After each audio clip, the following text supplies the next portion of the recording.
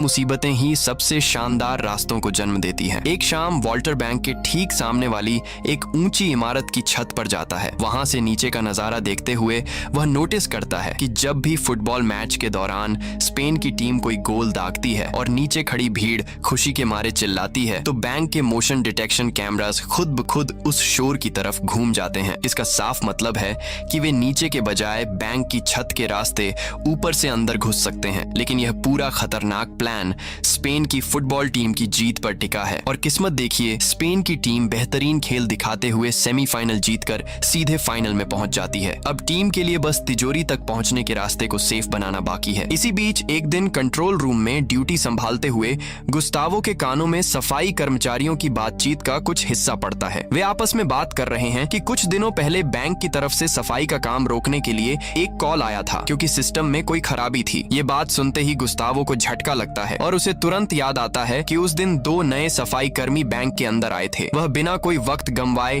पुराने कैमरास के रिकॉर्ड्स खंगालना शुरू करता है, जहां उसे थॉम और साइमन की साफ तस्वीरें मिल जाती हैं। लेकिन चूंकि उन दोनों का कोई पुराना पुलिस रिकॉर्ड नहीं है, इसलिए बैंक का फेशियल रिकॉग्निशन सिस्टम उनकी पहचान बताने में फेल हो जाता है। अब गुस्तावो पहले से कहीं ज्यादा अलर्ट हो चुका है। वह बैंक के अंदर सिक्योरिटी गार्ड्स की संख्या दोगुनी कर देता है और परिसर के कोने कोने में नए खुफिया कैमरास लगवा देता है। उधर थॉम इस मिशन को सफल बनाने के लिए कई रातों से सोया नहीं है। वह पूरी लगन से उस बड़े तराजू की मुश्किल समस्या का हल निकालने में दिन रात लगा हुआ है। आखिरकार अपने बेहतरीन दिमाग की बदौलत थॉम एक बहुत ही अनोखा रास्ता ढूंढ निकालता है। वह टीम को सलाह देता है कि वे उस पुराने तराजू को फ्रीज करने के लिए लिक्विड नाइट्रोजन गैस का इस्तेमाल करेंगे, क्योंकि बहुत ज्यादा ठंडी नाइट्रोजन गैस किसी भी मजबूत मेटल को कुछ ही सेकंड्स में जमा कर पूरी तरह सुन्न कर देती है। थॉम के हिसाब से उस विशाल सिस्टम को पूरी तरह फ्रीज करने के लिए कम से कम 500 किलो नाइट्रोजन गैस की जरूरत है और इस जोखिम भरे काम का जिम्मा साइमन के कंधों पर होता है। टीम के सभी सदस्य थॉम के इस प्लान पर अपनी सहमति जताते हैं और मिशन का अंतिम काउंटडाउन शुरू हो जाता है। सबसे पहले वे गुस्तावो के चुराए गए फिंगरप्रिंट से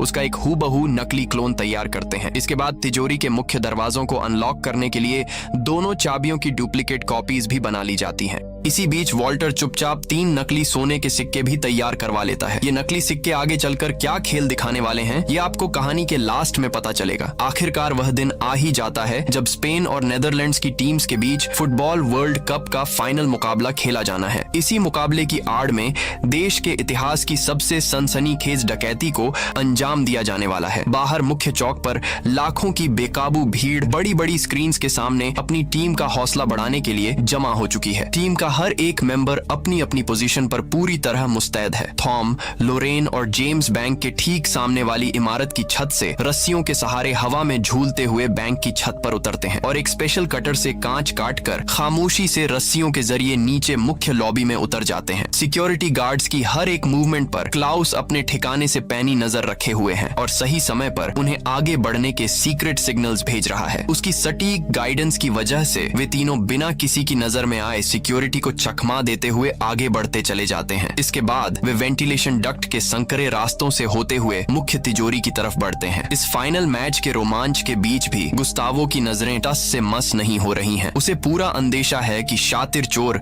इस सुनहरे मौके का फायदा उठाने की कोशिश जरूर करेंगे, इसलिए वह खुद कंट्रोल रूम की स्क्रीन्स पर एक एक हरकत को बारीकी से देख रहा है। जैसे ही वे वेंटिलेशन डक्ट के मुहाने से बाहर निकले, तीनों के पैरों तले जमीन खिसक गई, क्योंकि उनके सामने 2 दीवारों के बीच एक भयानक गहरी खाई है। तीनों अपने साथ लाई पोर्टेबल सीढ़ी को खोलकर दोनों दीवारों को आपस में जोड़ देते हैं। जेम्स सबसे आखिर में उस सीढ़ी पर चढ़ता है, लेकिन जैसे ही वह बीच रास्ते पहुंचता है, सीढ़ी अचानक नीचे की तरफ सरकने लगती है। मौत को सामने देख जेम्स पूरी ताकत से आगे की तरफ छलांग लगाता है। ठीक उसी नाजुक पल में थॉम हवा में ही उसका हाथ मजबूती से थाम लेता है और जेम्स की जान बच जाती है। उधर क्लाउस सिस्टम को हैक करके पहला सिक्योरिटी दरवाजा खोल देता है। इसके बाद उनके सामने एक और बेहद भारी स्टील का दरवाजा आता है। इसे खोलने के लिए गुस्तावो के नकली फिंगरप्रिंट और उन दोनों डुप्लीकेट चाबियों का एक साथ एक ही सेकंड में इस्तेमाल किया जाना जरूरी है। तीनों साथियों के तालमेल के बिना यह दरवाजा खुलना पूरी तरह नामुमकिन है। किस्मत से फिंगरप्रिंट और चाबियों का वह कॉम्बिनेशन एकदम सटीक बैठता है और आखिरकार बैंक का वह अंतिम दरवाजा भी उनके सामने खुल जाता है। अब उनके ठीक सामने वह फर्श है जिसके नीचे वह संवेदनशील तराजू लगा हुआ है। अंडरग्राउंड सीवर में तैनात साइमन को जैसे ही थॉम का सिग्नल मिलता है, वह बिना देरी किए किए उस तराजू के मुख्य बेस पर भारी मात्रा में नाइट्रोजन गैस रिलीज करना शुरू कर देता है। ऊपर तिजोरी में खड़े तीनों लोग अपनी सांसें रोके उस मैकेनिज्म के जमने का इंतजार कर रहे हैं। कुछ ही पलों में अत्यधिक ठंड की वजह से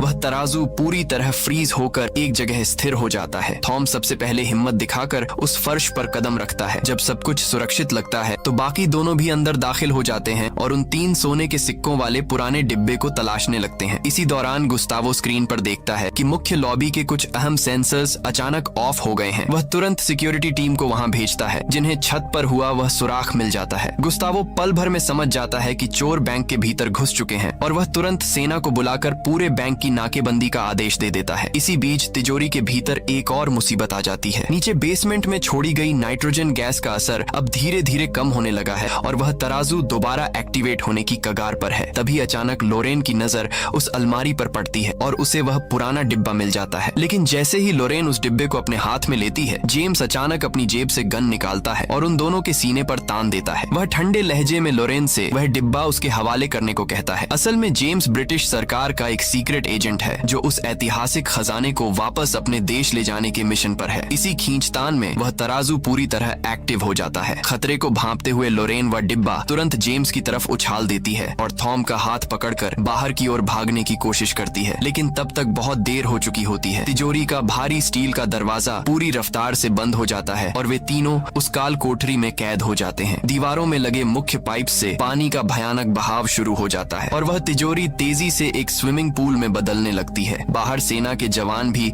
बैंक के गलियारों में दाखिल हो चुके हैं। तिजोरी के भीतर पानी का स्तर इतनी तेजी से बढ़ रहा है कि कुछ ही मिनटों में वहां सांस लेना भी मुश्किल होने वाला है। जेम्स एक प्रोफेशनल गोताखोर है और उसे इस स्थिति का पहले से अंदाजा था, इसलिए वह अपने साथ कुछ खास डाइविंग इक्विपमेंट लेकर आया है। वह पूरी तरह शांत रहते हुए पानी की गहराई में उतरता है और नीचे बने ड्रेनेज पाइप के रास्ते बाहर निकलने की तरफ बढ़ जाता है। लेकिन लोरेन और थॉम के पास ऐसा कोई साधन नहीं है और पानी उनके गले तक आ चुका है। जीवन और मृत्यु के उस आखिरी मोड़ पर थॉम का जीनियस दिमाग एक अंतिम पासा फेंकता है। वह वायरलेस पर चिल्लाते हुए सीवर में मौजूद साइमन से कहता है कि उस तराजू के प्लेटफॉर्म पर जितना हो सके उतना वजन बढ़ा दो। साइमन बिना एक सेकंड गंवाए नाइट्रोजन गैस के उन भारी भरकम खाली सिलेंडर्स को उठाता है और उस तराजू के बेस पर लादना शुरू कर देता है। वजन को मैक्सिमम लिमिट तक पहुंचाने के लिए वह खुद भी उन सिलेंडर्स के ऊपर जा बैठता है। उधर उनके ठिकाने पर बैठे बाकी साथी भी हाथ जोड़कर अपने दोस्तों की जान की दुआ मांग रहे हैं और तभी एक अविश्वसनीय चमत्कार होता है। अत्यधिक वजन पड़ने के कारण तराजू का मैकेनिज्म पूरी तरह लॉक हो जाता है और पानी का वह भयानक बहाव धीरे धीरे थम जाता है। आखिरी कुछ पलों में थॉम और लोरेन की जान बाल बाल बच जाती है। जैसे ही बाहर सिस्टम नॉर्मल होता है,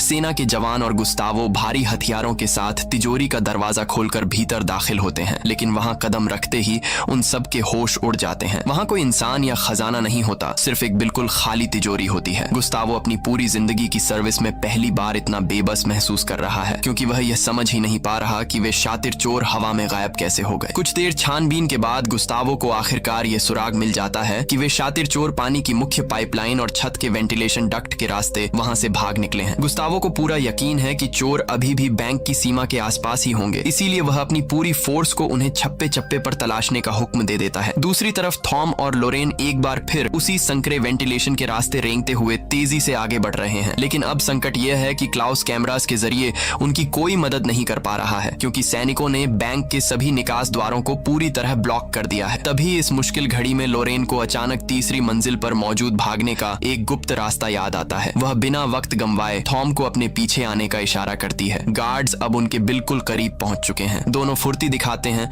और तेजी से भागकर बैंक प्रेसिडेंट के मुख्य कैबिन में घुस जाते हैं। गुस्तावो को कंट्रोल रूम से यह देखकर लगता है कि अब वे दोनों पूरी तरह फंस चुके हैं और भागने का कोई रास्ता नहीं बचा। लेकिन जैसे ही सिक्योरिटी कर्मियों का दस्ता उस कैबिन का दरवाजा तोड़कर अंदर दाखिल होता है, तो वहां का नजारा देख उनके पैरों तले जमीन खिसक जाती है। कमरे के भीतर कोई भी मौजूद नहीं होता। असल में जब लोरेन पेंटिंग्स की जांच के बहाने पहली बार उस कैबिन में आई थी, तभी उसकी पारखी नजरों ने नोटिस कर लिया था कि बैंक प्रेसिडेंट अक्सर वहां सिगरेट पीने के लिए एक गुप्त खिड़की खुली छोड़ देता है। उसी खुली खिड़की का फायदा उठाकर दोनों समय रहते बाहर निकल जाते हैं। गुस्तावो जैसे ही खिड़की से नीचे सड़क की तरफ देखता है, उसका खून खौल उठता है, क्योंकि उसे थॉम और लोरेन नीचे मौजूद लाखों की भीड़ में धीरे धीरे गायब होते साफ दिखाई दे रहे होते हैं। वह गुस्से से अंधा होकर तुरंत अपनी गन निकालता है और उन पर फायर करने के लिए निशाना साधता है। लेकिन ठीक उसी वक्त उसका एक साथी ऑफिसर उसका हाथ पकड़कर उसे रोक लेता है। वह गुस्तावो को झकझोरते हुए कहता है, क्या आपका दिमाग खराब हो गया है? नीचे आम जनता की कितनी भारी भीड़ मौजूद है। इसके बाद वह तुरंत सैनिकों को वॉकी टॉकी पर मैसेज भेजता है कि काले कपड़े पहने